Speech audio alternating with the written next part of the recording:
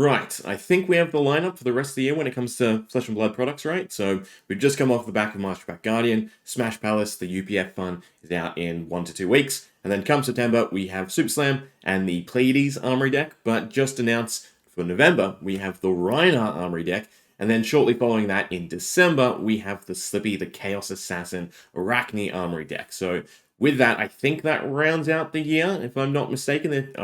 Maybe there's something in store for a little bit more holiday fun, but other than that, it's been a fantastic year of products, right? So that's basically what I want to look into and discuss today. But we'll start with the Armory decks. So the Armory decks come with their hallmark card, if you will, that sort of explains what's going on with the Armory deck. So, for instance, for Pleiades, we have Standing Ovation in all its fun. But then for Reinhardt and Slippy, we have Alpha Instinct and Meat Madness. And both of these look fantastic if they are actually the omen for what hopefully gets supported in the Armory deck, right? So I think I overhyped myself when it came to Max, right? And we were kind of disappointed with how it eventually turned out. But fingers crossed. So for Reiner, with Alpha Instinct, when this is discarded to beat chest, create a Might token. So hopefully that's an indication that there will be a decent chunk of beat chest support within the Reiner Armory deck, especially since this is a spec as well, right? So that would be very lovely to see. And then, of course, for Arachne, we have the fact that it's a Chaos Assassin card. So maybe we get a whole bunch of actual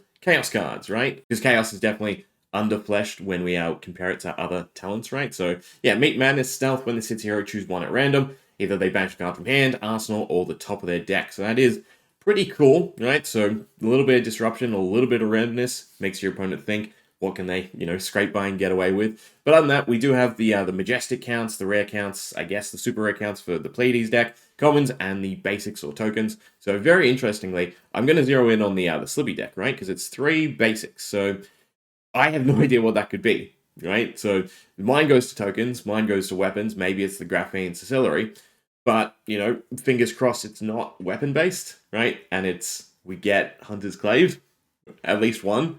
That would be beautiful to see.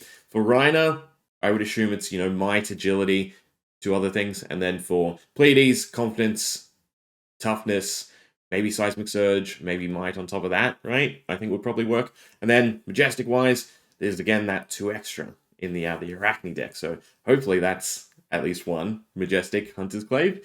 If not, something else comparable, right, to get the weapon slot a bit more repeatable rather than just having to go and find a Hunter's Clave, because they have not dropped as much as I would assume most people were hoping they would, right? We know for Pleiades, the image was floating around somewhere. I didn't save it stupidly. There is half, quarter, a third of her axe weapon, right? Her bardic axe weapon, unfortunately. And it is Majestic. We can't quite see what it does, but yeah. So I'd assume that's her Majestic, and then 12 normal-ish, right? 3 sets of 3. And then some equipment. Same with Reiner and Arachne, hopefully with those weapons, right? But them aside, right? Let's see how the year's been. So this is essentially the amount of product we've gotten, and it's quite glorious to look at because it is definitely a ramp up, right, from previous years. So we had the Hunted to High Seas, then Mastery Pack Guardian, Smash Palace is sort of a mini set, if you will, right, half a set, and then Super Slam as the final set of the year, and then Monarch should be coming as the very first set of next year. But Armory deck-wise, even if we take out the con-exclusive Viserai and a Prism deck, it's still quite the number of decks, right? Aurora, Max, Gravy, Ira, then Pleiades, Reiner, and Arachne to round out the year. So that is quite the lot of products, as well as, to some degree, different classes being hit, right? There's that overlap where, again, we had Slippy and the Hunted, and then we have it in Armory deck form. We have Necromancer by set and by the Gravy Bones deck, and Pleiades as well. But it is nice to, get a front-running Armory deck, right, for a product, to get new players in. But yeah, overall, the reason why this is really nice to see is because one of the biggest issues or things that I always thought would be problematic when it came to Flesh and Blood's development is eventually we get to the point of horizontal growth, right, where there's too many new classes, there are too many new heroes, that it can't all be supported, but we are seeing a great amount of product expression, along, of course, with the expansion slot. So, in terms of what is actually being hit, so we have our sets and our Armory decks, we have 10 classes across that, a little bit of talents thrown in there as well for the sets. For the armory decks, Lightning, Runeblade, Mechanologist, Pirate, Necro, Ninja, Runeblade, Light Illusionist, maybe we cut those two out, and then we'll have Revered, Guardian, Brute, and Chaos Assassin in the last 3. Now, overall, there are 15 classes currently in the game, 12 if we exclude Thief, Bard, and Shapeshifter, which I think is probably the correct thing to do, maybe even Pirate to that degree, right? And 11 talents. Now, the talents are definitely a bit more situational, can definitely be a bit more sporadic, and just have to feature in the sets. But to see a huge number of the classes being hit through these products one way or the other is definitely really nice to see. In my mind, the perfect sort of development expression that I would definitely be in for is this, right? So we have our major sport through a main set. We hit about 8 classes. It looks to be, 2 sets of 3s, and then a set of 2 that's spread over 4 heroes. So that's what our Super Slams bring. We have the Revered and Reviled, Brutes and Guardians. Then we have some minor sport by way of our Mastery set, focusing on 1-ish class, right? And then we have mechanical sport by the way of the armory decks, where again it's focusing on a sort of underdeveloped mechanic when it comes to, again, the classes / heroes. So Max, meant to be hyperdrivers. Hopefully with Rayana, it's beat chest. There was a decent level of Necromancer ally support, right? And I would assume we get the same when it comes to suspense counters or suspense auras, right, for Pleiades. So overall, if they kept this pattern, right, 8 classes, 1 classes, then beefing up 6 classes, it means every year or so they could switch back and forth, right? And they could hit every hero in play, probably within 6 months to a year. And that is fantastic, because I used to always spout that, it would take 1 to 2 years of development to cycle back around to a specific hero. So if we can rein that in, even if it's minorly through, again, armory decks, that would be beautiful, because it means there's something for everyone and everything in the game is happily progressing. Now, yes, things fall through the cracks, right? A couple of heroes get left behind. It's a bit unfortunate. But again, the fact that we're getting this step up when it comes to the amount of products is definitely nice to see. Now, there's obviously the lingering question of, maybe is it too much, right? Is it going to lead to wallet fatigue? How do you feel about it? I chop and change between decks, so I love having an armory deck every couple of months, because it just means I can pick that up, I can play it for a week or two, tweak it, play it for a week or two, and then move on to the next one, right? So for me, that's beautiful, because I do like the tinkering side and generally diving into a new class or a new hero that I haven't played before. Now, cycling back to what we did get, right? So this might be a little bit confusing. So let me explain it a little bit, and I might be a little bit wrong, and the way you feel about how certain things have hit certain classes, heroes, etc. might definitely be different to what's here. Essentially, green is a class that has been hit to the utmost, if you will, right? Everything that's been printed this year is directly supporting everyone in that class, right? Yellow, it's a bit more specific. Red, sort of being left behind, right? So for instance, Assassin, although we did get Chaos Assassin, I would say that the Mark mechanic and Assassin in general, with stealth in the hunted, is a bit more in support of every single assassin we had in play, right? Even when Nu was still relevant, she still benefited from some of those cards.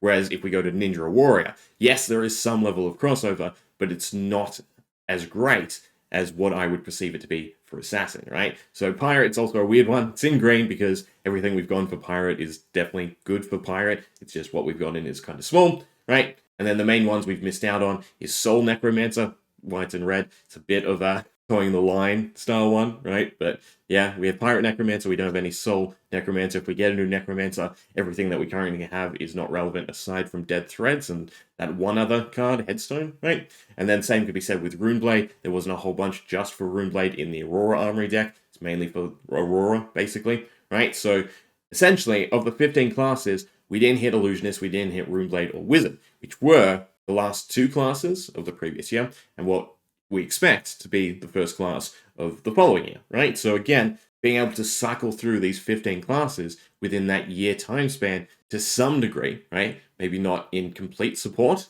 but at least getting something fruitful is definitely really, really nice. On the other talent side of things, Light, Shadow, Earth, Ice, and Mystic haven't been touched, but that's fine. Again, Chaos, hopefully we get some level of good support in the Armory deck. Been saying that it doesn't have to be super fleshed out anyway. Revered, Reviled, we're definitely getting a lot of that in Super Slam. And then we had, again, Lightning by way of the Raw Armory deck. To what degree it really helped Lightning, debatable, right? And then, of course, Royal and Draconic. Royal's another sort of weird one, right? So overall, the fact that, again, this is not mostly red, which it definitely was if we go back a year and we talk about the development of heavy hitters, Mistveil, and Rosetta, is beautiful to see, right? This is the ramp up that we want, because once this is solid, sound, right, then LSS can move on to for instance, shoring up marketing, right? Which they're definitely getting better and better at the way they're teasing. We're definitely still in a state of experimentation, though. There's no real level of consistency to what is being revealed and when, if you really think about it. It's just very much, we'll try this, we'll try the expansion slot for Super Slam, we'll try the Legendaries, we'll try the Majestics, we'll try all different things, we'll try holding them for the World Premiere, etc. So yeah, I'd like to definitely see the development side be just checked off, if you will, in terms of production, in terms of cycling around through everyone, as well as still being able to introduce new heroes here and there. And we're definitely hitting our stride when it comes to that, or at least I believe so, right? So when it comes to the expansion slot, that's the next sort of step to talk about, because it's the other really great way to support heroes and classes. So the expansion slot, we had 14 in the Hunted, 15 if you count Hunter's Clave, High Seas 13, and Super Slam will be a whopping 31. And the cards we've seen so far, they are all specific specs. That's beautiful. Overall, there are 38 heroes currently in Classic Constructed. Sorry, 34. There will be 38 come Super Slam. Done all this with Super Slam in mind, essentially rounding out the year, right? So 38 heroes in total, 4 Assassins, 5 Brutes, weirdly 7 Guardians. I had to check this twice, but there is 7 Guardians, which kind of makes it a bit more okay that, you know, Betsy falls through the cracks, right? Illusionist, just 1 currently in play. Magnologist 4, Necro 1, Pirate Necro though, Ninja 4, Ranger 2, Runeblade 2, Warrior 5, and Wizard 3. So, little tangent. Whoever said Warrior would be the next Mastery set, I can definitely believe it, right? With there being 5.